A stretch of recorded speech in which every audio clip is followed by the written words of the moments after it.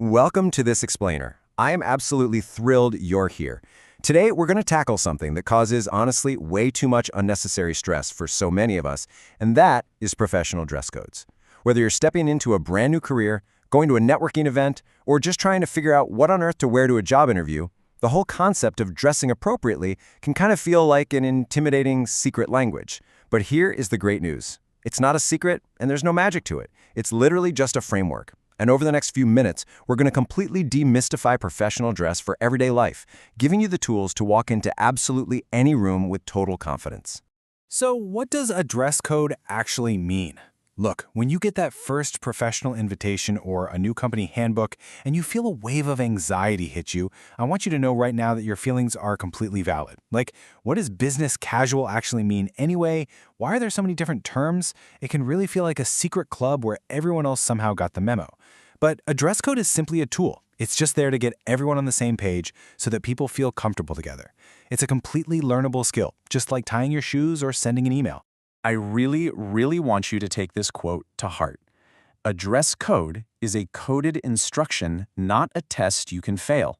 This is our empowering premise for today. A dress code is literally just the host or the employer trying to give you instructions so you don't feel out of place. And you know the funny thing? The people throwing the fancy events or writing those employee handbooks, they often get confused by these exact same terms. So you are definitely not alone in this. Once we decode the instructions, the stress just completely disappears. Okay, let's dive into this. This is the formality ladder. Think of it as your master map of Western dress codes, starting from the absolutely most formal at the very top, all the way down to casual everyday wear at the bottom. Notice how we have options laid out for both men and women at every single step. Now, looking at this whole thing at once might seem like a lot, but I want you to take a deep breath. Those intimidating codes at the very top, like white tie and morning dress, you will almost never see them. You are going to spend about 95% of your life in the bottom half of this ladder. Section 1. The Everyday Office Codes, where you will actually live. The rules at the very top of the formality ladder are incredibly strict, which actually makes them super easy to follow once you know them. But as we move down into the everyday codes, the rules ironically get vaguer and a whole lot more confusing. So let's clear that up right now by looking at the three most common workplace codes side by side. First up is business formal, which is also called business professional. This is your anchor. For men, this means a dark, solid suit, usually navy blue or charcoal gray, with a matching jacket and trousers, a light-colored button-up shirt, and a conservative tie. For women, it means a matching suit, a tailored pantsuit, or a structured sheath dress, which is simply a fitted straight-cut dress. The absolutely defining feature here is the matching jacket. That is exactly what makes it concretely formal. This is the absolute gold standard for job interviews, courtrooms, and conservative corporate offices. When you want to project pure, traditional professionalism, this is your armor. Let's move to the next step and see how this builds. Next is business casual, and this is the standard for most modern offices today. The absolute key difference here is that you're losing the matching suit jacket. For men, this usually means dress trousers or chinos, which are basically just clean, cotton twill pants paired with a collared shirt. A tie is optional, a blazer is optional. For women, it's a nice blouse paired with dress trousers, a knee-length skirt, or a professional dress. It's comfortable, sure, but it still commands respect. Stepping down one more rung, we have smart casual. Think of this as your elevated everyday look. You aren't in a suit, but you look highly polished. For both men and women, this could be a sharp blazer or a really nice quality sweater worn over a collared shirt or blouse. Now, you can absolutely wear denim here, but it must be clean, dark denim with zero rips or fading. And the really crucial anchor to smart casual is your footwear. It requires real leather or dress shoes. So think loafers or Oxfords for men and flats, boots, or pumps for women rather than your gym sneakers. It's absolutely perfect for a dinner out, a networking event, or a creative office environment. So, a huge part of this is understanding the traps, and I want to enthusiastically warn you about the biggest one of all, the informal trap. If you ever receive a printed invitation and it says the dress code is informal or lounge suit, please do not show up in jeans. In the traditional language of dress codes, informal actually means a traditional business suit for men and a cocktail dress or a tailored suit for women.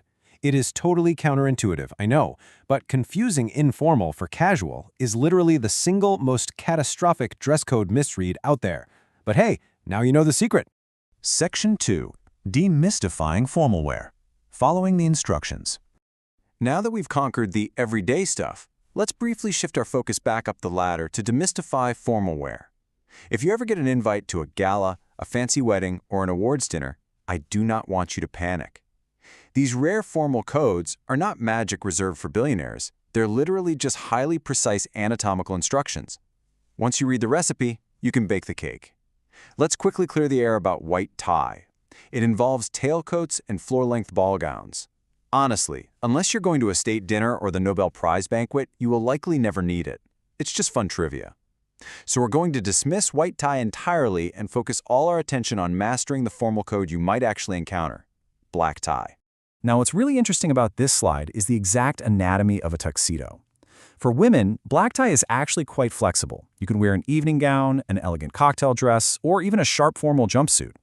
But for men, a regular black business suit with a black tie falls short of being a true tuxedo. Why? Well, it's all in the details. A true tuxedo jacket has lapels made of shiny satin or gauche-grained silk. You wear a black bow tie, and yes, it should be self-tied. You wear a waist covering, so either a low-cut waistcoat or a pleated sash called a cummerbund. And here's a totally fun historical fact. Cummerbund pleats must face up because they were originally designed to hold theater tickets and catch crumbs. Incredible, right?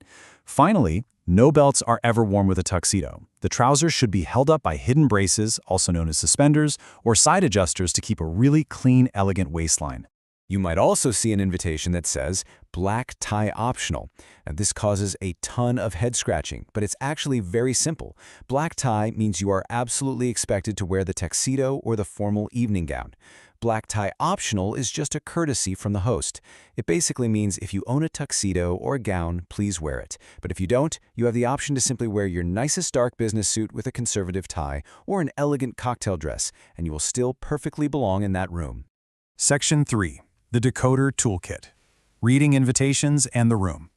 So, we've covered the ladder from top to bottom. Now, let's introduce your Decoder Toolkit to bring everything together. We are going to empower you with a highly practical checklist for those everyday situations where the dress code isn't explicitly spelled out, or when you're just not quite sure what to expect. Here is your foolproof checklist for decoding any event. First, look at the time of day. In traditional etiquette, anything happening after 6 p.m. naturally leans a bit dressier and darker in color. Second, look at the venue. Obviously, a country club requires a different vibe than a downtown art gallery. Third, when in doubt, go one notch dressier. It is usually far better to be slightly overdressed than underdressed. And fourth, the ultimate hack. Just ask. Texting the host or asking a colleague, "Hey, what are people planning to wear to this?" is an incredibly smart, professional move. It is not awkward at all. It actually shows you care about fitting into their environment. And this brilliantly illustrates how building a professional wardrobe is actually incredibly simple using the 80-20 wardrobe rule. You really do not need a massive closet full of clothes to navigate the professional world. Just a few simple, versatile pieces will equip you for roughly 95% of the dress codes you will ever face. One well-fitting navy or charcoal suit, a few crisp white and light blue shirts, a couple of conservative ties, a good pair of dark, polished dress shoes, and for the casual days, a versatile blazer and a clean pair of chinos. With just these few items in your toolkit, you can mix and match your way through interviews, daily office work, networking dinners, and even semi-formal weddings. It's really that simple.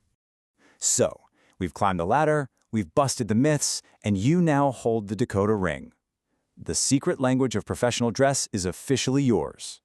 So I want to leave you with this provocative question to think about.